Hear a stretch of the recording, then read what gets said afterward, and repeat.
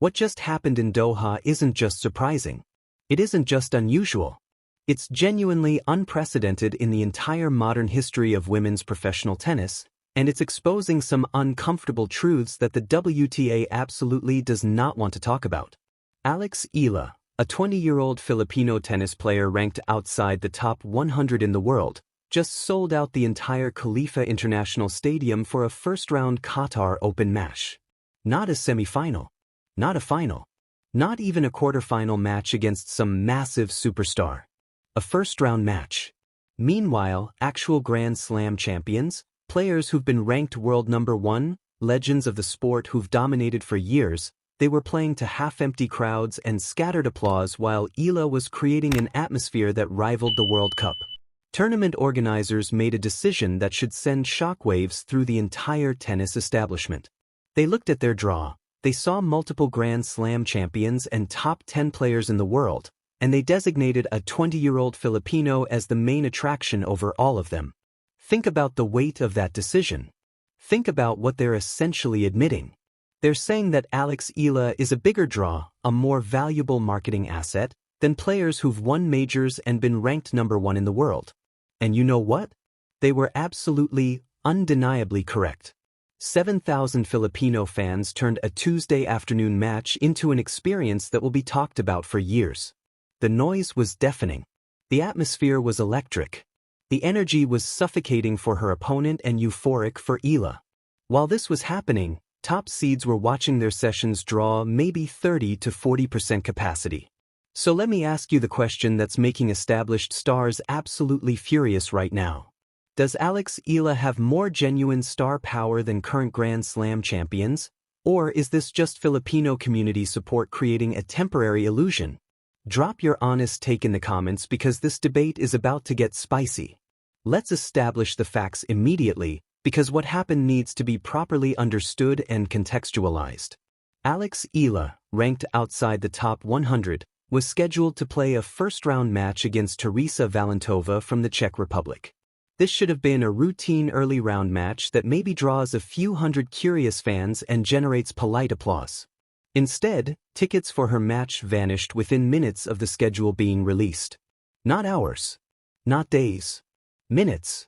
Scalpers appeared for a first-round tennis match, which is absolutely bonkers when you think about it. Security had to be significantly increased because crowds waiting outside the player entrance were so thick that they couldn't be managed safely. This is the kind of scene you'd expect for a final featuring the top two players in the world, not a first-round match featuring someone ranked outside the top 100. For proper context, and this is crucial, the Qatar Open has hosted absolute legends of the sport. Serena Williams, Maria Sharapova, Justine Henin, Iga Swiatek. These are names that define eras of tennis. And you know what early rounds at this tournament typically look like when these legends play? Quiet affairs with scattered applause, plenty of empty seats, and polite atmospheres while top seeds find their footing and shake off any rust from their previous tournament. That's completely normal for WTA 1000 level events. You schedule the marquee matches, the matches featuring the biggest names and highest ranked players, in prime-time sessions, and you hope to generate decent crowds. The early rounds are essentially filler content that helps fund the tournament operationally but doesn't really drive significant ticket sales or media attention. But Eala just took that entire model and absolutely destroyed it. The tournament organizers looked at their situation, analyzed their options, and made a calculated business decision. They designated a 20-year-old Filipino as the main attraction over players with significantly better accomplishments and higher rankings. Think about the weight of that choice. They're essentially publicly admitting that Eala is a bigger draw than players who've won multiple majors and dominated the tour for years. That's a massive statement. That's the kind of decision that creates tension in locker rooms and generates resentment among established stars who feel like they've earned the right to be treated as the main attractions. And the organizers were proven absolutely correct in spectacular fashion. The stadium didn't just fill up with a respectable crowd. It transformed into what felt like a home venue for Eala. Filipino flags everywhere you looked. Chants echoing through the entire complex. Decibel levels that genuinely rivaled World Cup football matches, which is absolutely insane for an individual tennis match. The atmosphere was completely suffocating for Valentova, who probably felt like she was playing an away match in hostile territory. For Eala, it was pure euphoria. It was a Davis Cup or Billie Jean King Cup environment, that team competition atmosphere where national pride is on the line, except this was supposed to be an individual tournament match. That's not supposed to happen at these events. The reason this happened is actually straightforward when you understand the demographics, but it's often completely overlooked or ignored by tennis authorities who don't understand markets outside traditional tennis strongholds. Qatar has a massive Filipino expatriate community. We're talking hundreds of thousands of Filipinos who live and work there, many of them far from home, many of them sacrificing years of their lives working difficult jobs to support families back in the Philippines. For years, these communities have waited desperately for a hero to cheer for on the global stage. They had Manny Pacquiao in boxing, who became a national icon and source of immense pride. Now they have Eala in tennis. And they turned the Khalifa International Complex into an absolute fortress, a home venue for their champion. When the schedule was announced and Filipino fans saw that Eala was playing, the mobilization was completely organic and instant. Social media groups dedicated to Filipino expatriates in Qatar, community chat applications, fan clubs, all of them activated simultaneously without any prompting from corporate marketing or paid promotion.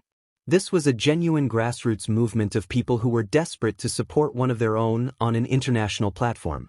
This was people who work incredibly hard, who are far from home, who miss their families and their culture, coming together to create a moment of national pride and collective joy. That kind of authentic passion cannot be manufactured through marketing campaigns or corporate sponsorships. Now let's contrast what happened at Eala's match with what was happening at other sessions during the same tournament, because this is where things get really uncomfortable for established stars. Reports from people who attended the event confirm that matches featuring top seeds in the same general time slots drew maybe 30 to 40% capacity at best. Aryna Sabalenka, a multiple Grand Slam champion and former world number one of the most dominant players on tour right now, played to a half-empty stadium.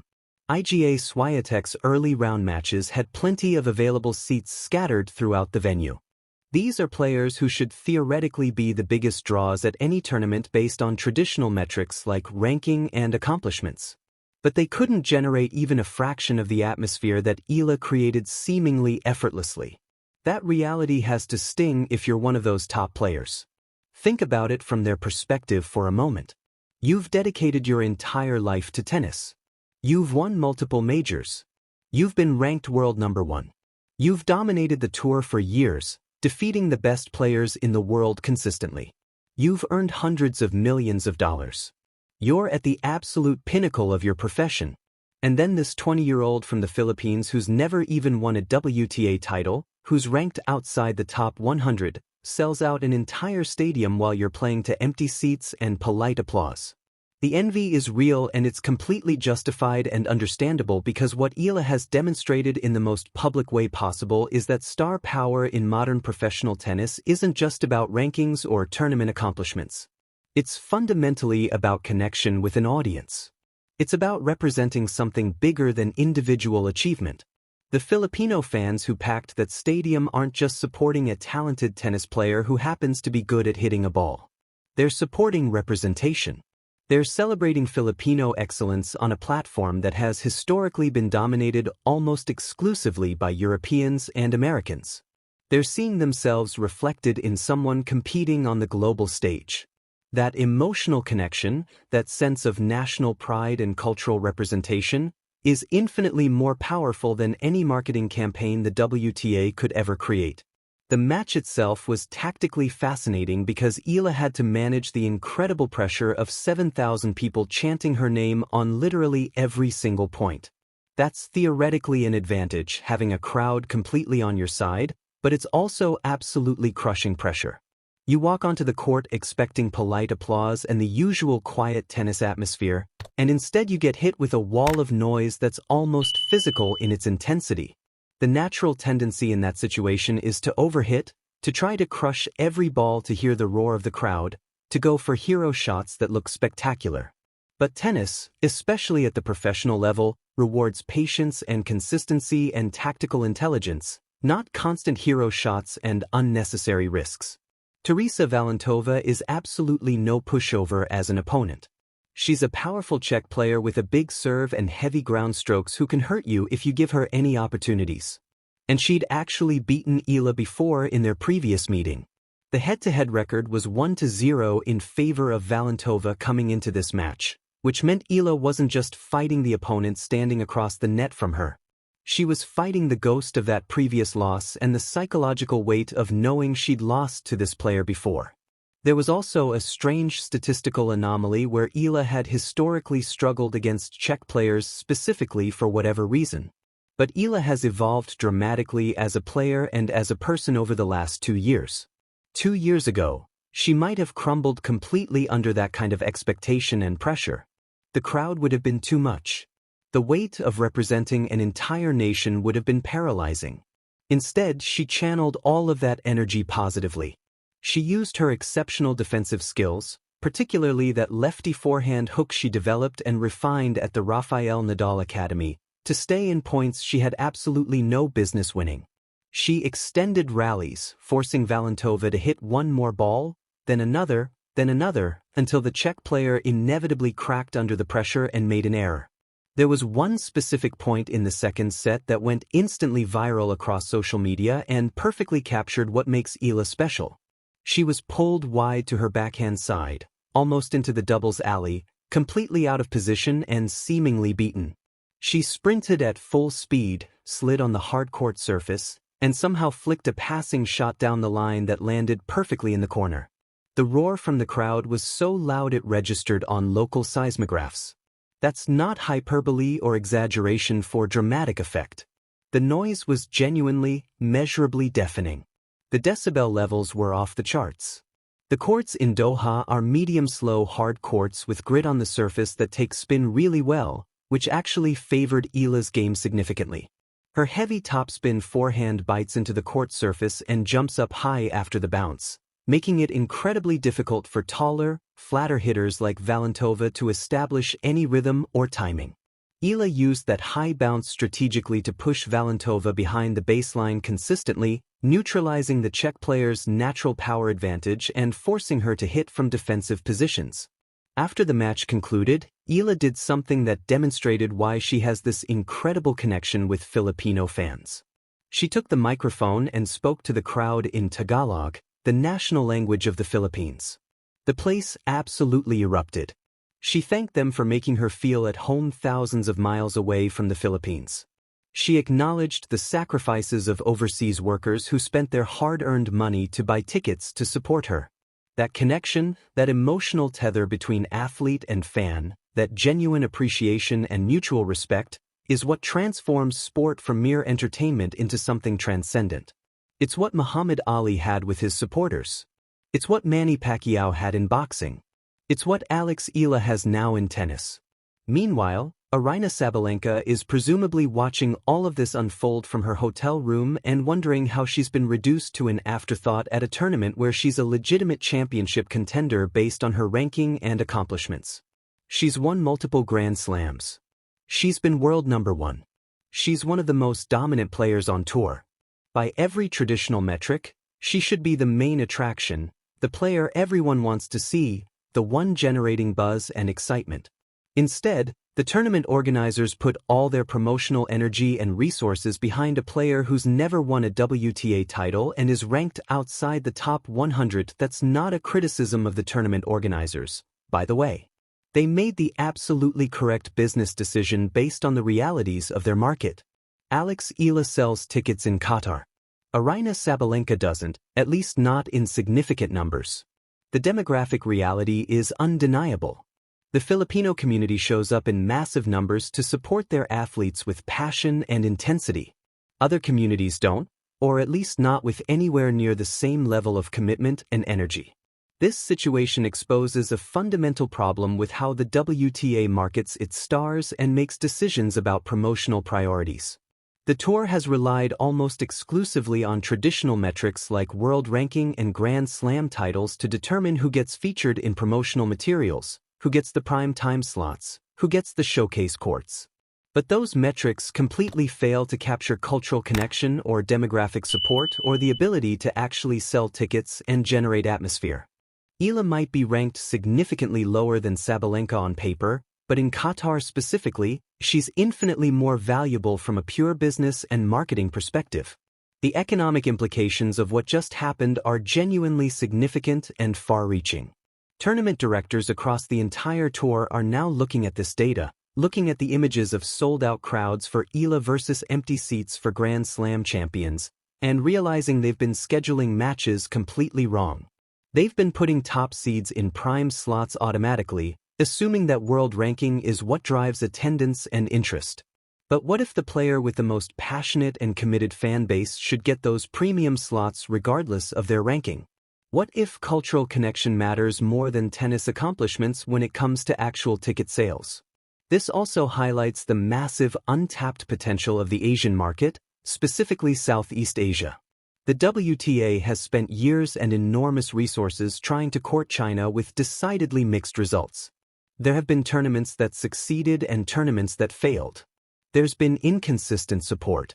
But the Philippines represents a market driven by pure, authentic passion rather than corporate interests or government mandates. Eala is the catalyst. If she continues this trajectory, if she keeps developing as a player and keeps winning matches, we could realistically see more WTA events scheduled in Southeast Asia.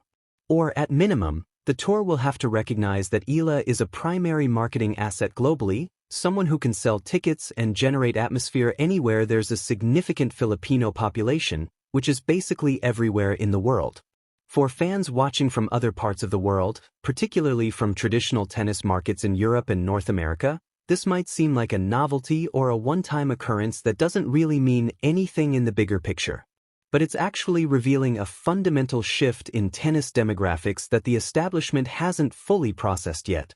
The sport has been dominated by European and American stars for decades. The infrastructure, the media coverage, the sponsorship dollars, all of it flows toward those traditional markets. But populations like the Philippines have massive tennis fan bases that have been completely ignored for years because they didn't have a champion to rally behind, someone who represented them on the global stage. Now they do. And they're demonstrating in the most public way possible that they can generate atmospheres and ticket sales that rival or exceed anything happening in Europe or America. That should genuinely terrify established stars who've gotten comfortable assuming they're irreplaceable, assuming they'll always be the main attractions regardless of circumstances. Because Eala just proved definitively that connection with fans matters more than accomplishments when it comes to drawing crowds and creating memorable moments. The pressure on Eala going forward is absolutely immense and will only increase. Tournament organizers are now scrambling to figure out how to schedule her matches because they can't put her on side courts anymore. They can't bury her in morning sessions when nobody's watching. She's now the prime time event regardless of who she's playing or what round it is. That's the definition of genuine star power, when you dictate the schedule instead of the schedule dictating you, when organizers build their day around your matches. But there's also real danger in this situation that Eala and her team need to manage carefully.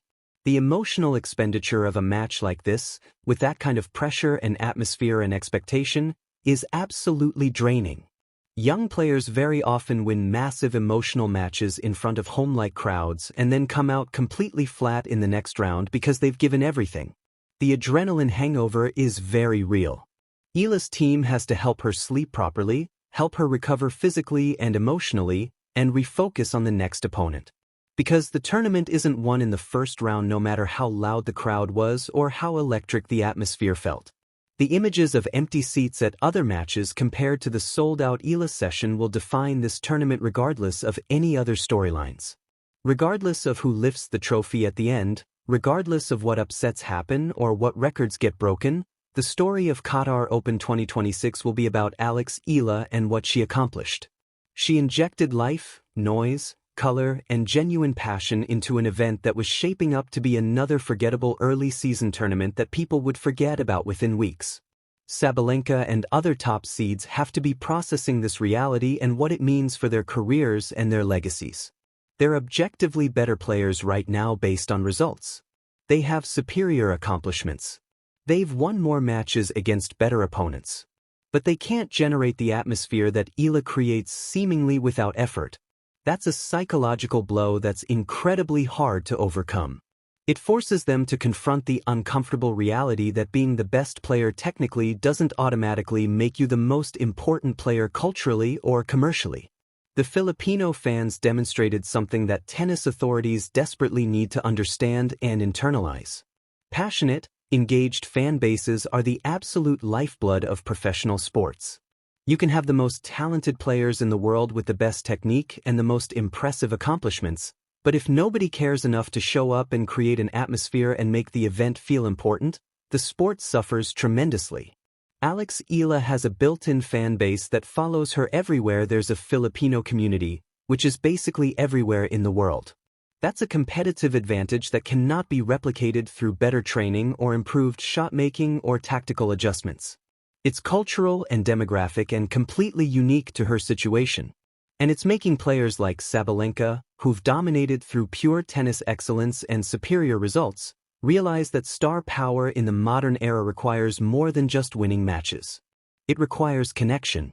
It requires representing something meaningful. It requires being more than just a talented athlete. Eala just sold out an entire stadium for a first-round match while Grand Slam champions and world number ones played to empty seats and scattered applause. The Qatar Open organizers chose her as their main attraction over players with vastly superior accomplishments, and the decision paid off spectacularly with unprecedented atmosphere and ticket sales. Star power in modern tennis isn't about rankings anymore. It's about connection, representation, and the ability to make people care. And Eala has all of that in abundance. So drop a comment right now and tell me your honest take. Does Eala have more genuine star power than current Grand Slam champions? Or is this Filipino community support creating a temporary illusion that won't last? Smash that like button if you think the WTA needs to completely rethink how they market players and schedule matches. Hit subscribe and turn on notifications because we're going to keep covering this story as it develops and as Eala continues to break barriers and rewrite the rules. This is a tennis reality check